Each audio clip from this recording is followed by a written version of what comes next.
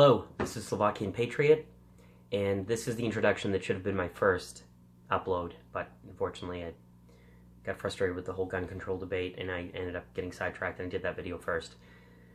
I'd like to introduce myself. So my name is Sylvester Humai, Silvester.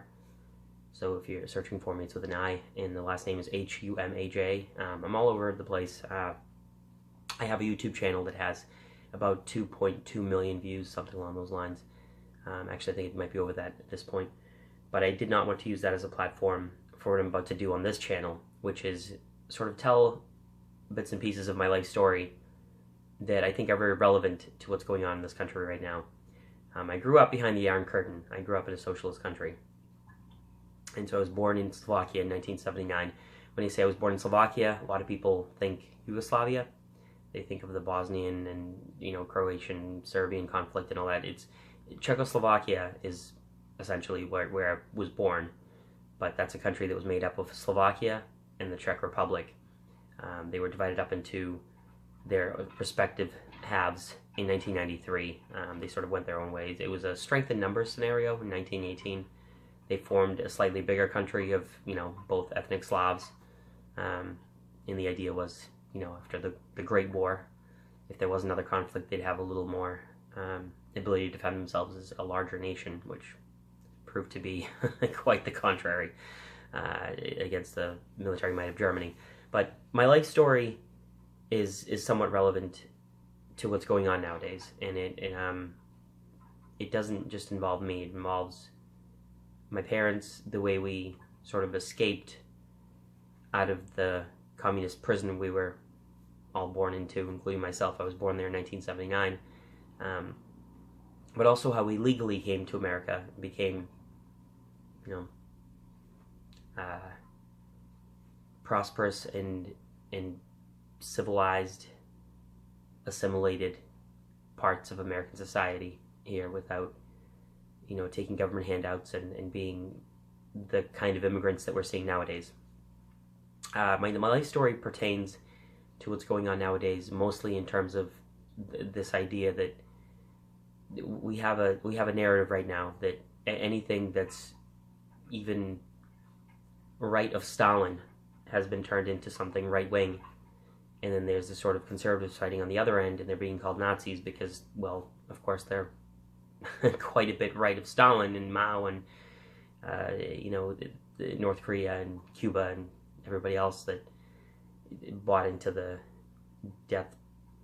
horrible, just destructive nature of socialism. And so I'll tell you just a couple of quick little things about myself, and then beyond that I'm going to tell little stories in small 10-minute videos or whatnot in the future. But again, born in 79, we came here in 1987. My dad actually got here in 83, and in 1983 when he left with the understanding that he would be able to get myself and my mother out from behind, the Socialist Republic of Czechoslovakia, and they would be able to escape to the U.S.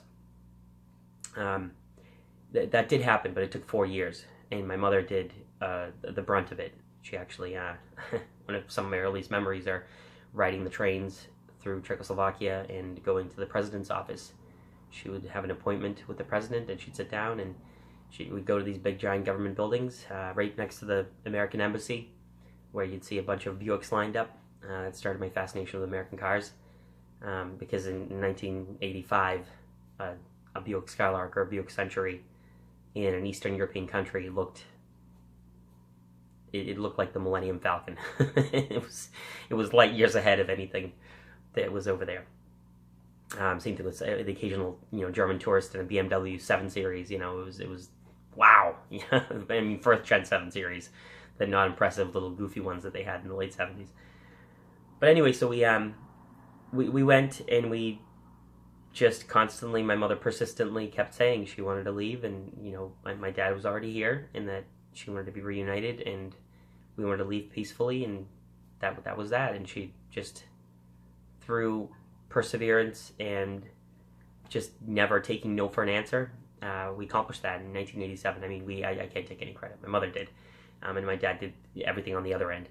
So in 1987, I was an 8-year-old kid, and I'm on a 747, over Greenland, and this is completely mind-boggling, right? We're coming to America.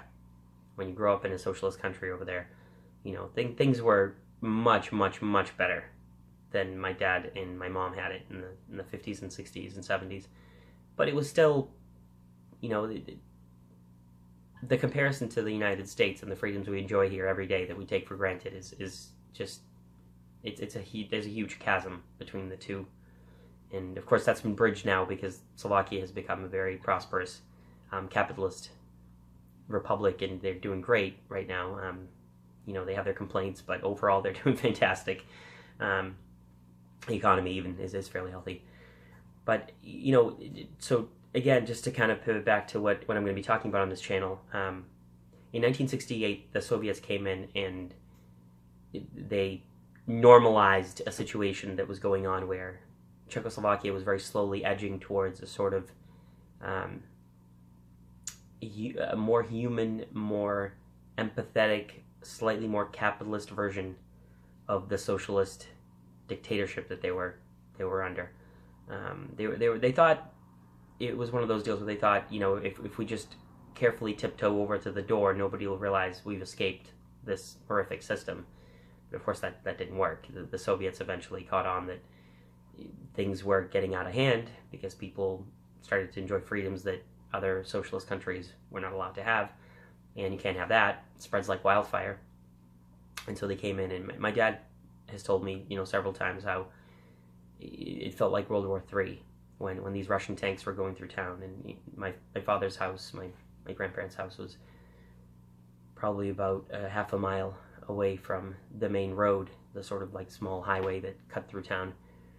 And they were up on a hill. And he said that the rumbling of the tanks is something he can never forget. The helicopters flying overhead. I mean, it was a military full-style invasion. It was 1940 all over again. And 39, depending on which country you're talking about. But so that was sort of his perspective. My mom's side of the family, she of course was again a kid when all of this was happening. It was very scary. Both of my grandfathers were very. They were strong and amazingly resilient individuals who went through amazing things. My grandmother's the same thing. They were very supportive of the family, and we had a great family unit on both ends.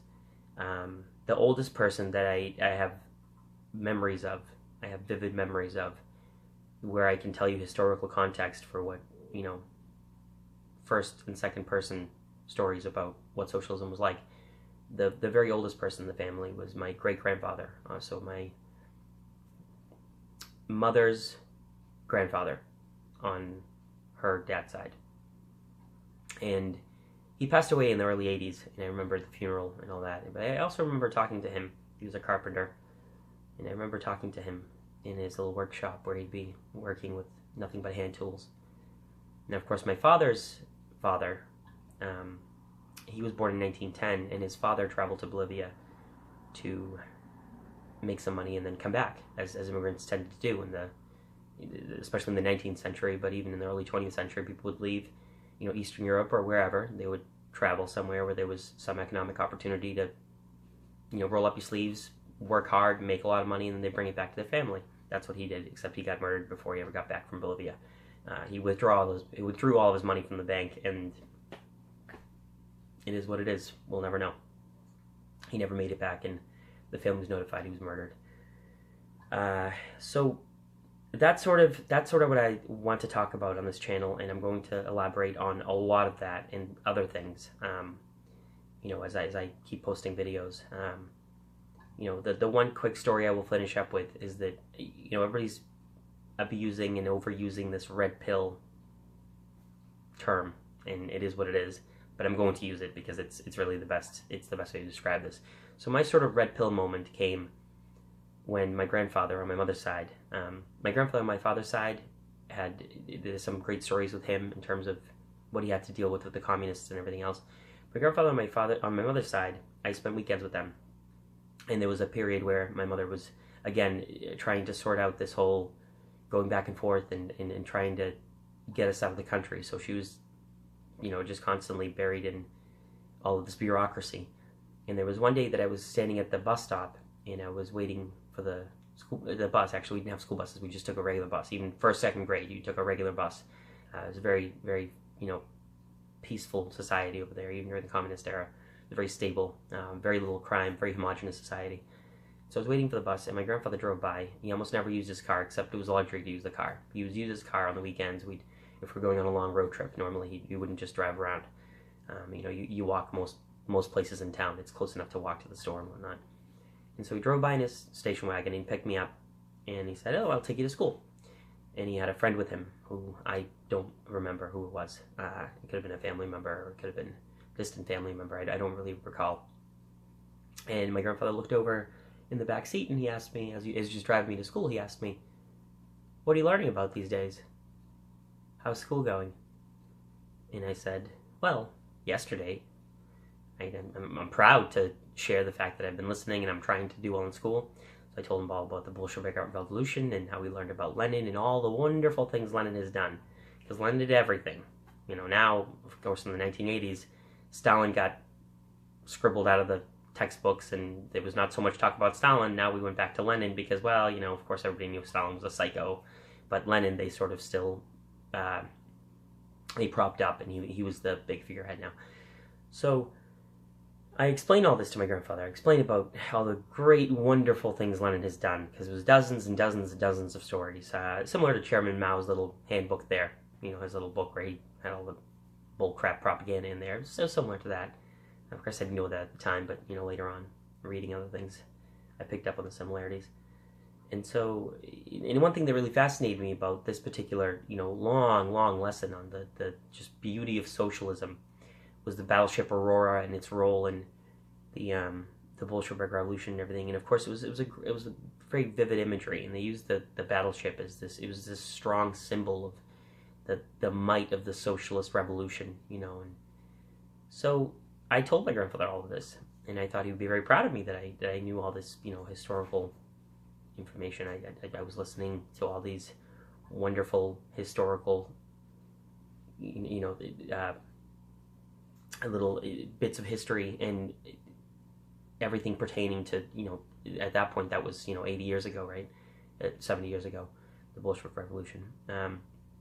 And he kind of dismissed everything I was saying in sort of a friendly manner, and he just kind of said, focus on writing, math, science.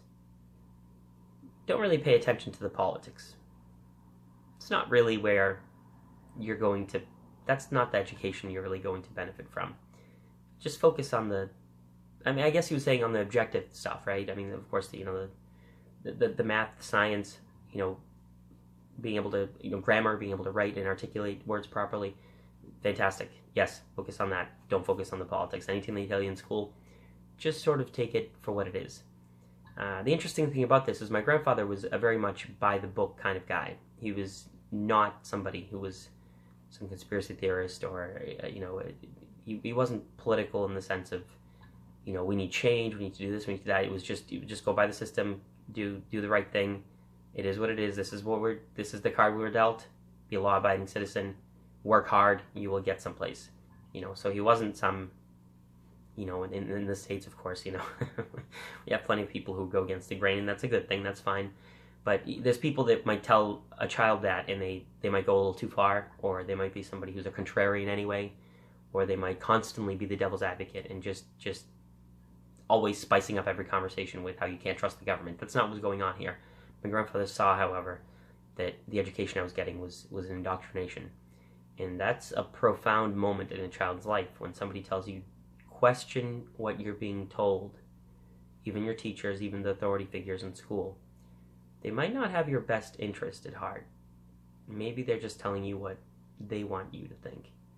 And they're programming you, right? So that's that. That's it. I'm going to finish up this video. Thank you very much for watching if you're still here. And I have some really interesting sort of human interest stories I want to share with you guys when I keep going with this channel. And some of it's going to be things I experienced, and other things are going to be things that I heard firsthand.